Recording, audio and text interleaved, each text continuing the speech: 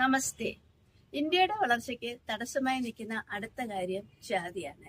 അയ്യോ, ജാതിയോ കേരളത്തിലോ എന്ന് പറയാൻ വരട്ടെ. കഴിഞ്ഞ 2 മാസം മുമ്പല്ലേ BDSന് പഠിക്കുന്ന ഒരു കുട്ടി ജാതി പേര് പറഞ്ഞ് അധിക്ഷേപിച്ചെന്നും പറഞ്ഞ് ആത്മഹത്യ ചെയ്തത്.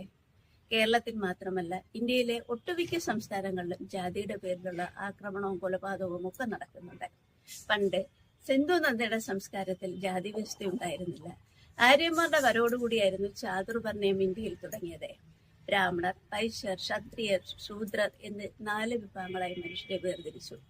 ദാനം നേടുക, ദാനം കൊടുക്കുക മാത്രം ബ്രാഹ്മണരുടെ ജോലിയായി. യുദ്ധം ചെയ്യുന്നവൻ ക്ഷത്രിയനും വാണിജ്യത്തിന് പോകാൻ വൈശ്യരുമായപ്പോൾ അധ്വാനിക്കുന്ന എല്ലാ ജനവിഭാഗങ്ങളും ശൂദ്രരുടെ പട്ടികയിൽപ്പെട്ടു.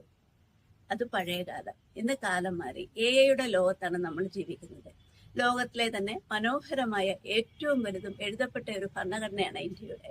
ആ ഭരണഘടനയിൽ 15 ജാതി, മതം, വർഗം, ഭാഷ എന്നീ മനുഷ്യർ തമ്മിൽ യാതൊരു വിവേചനവും പാടില്ല എന്ന് ഇരിക്കെ ജാതി പേര് പറഞ്ഞ് അധിക്ഷേപിക്കുന്നത് ഭരണഘടനാ വിരുദ്ധമായ ഒരു കുറ്റമാണ്. അത് ചെയ്യുന്നവരെ ശിക്ഷിക്കപ്പെടുക തന്നെ വേണം. മഹാനായ ശ്രീനാരായണ ഗുരു പറഞ്ഞതുപോലെ, ഒരു ജാതി, ഒരു മതം, ഒരു ദൈവം മനുഷ്യന്. അതായിരിക്കട്ടെ നമ്മുടെ കടമയും കർത്തവ്യവും.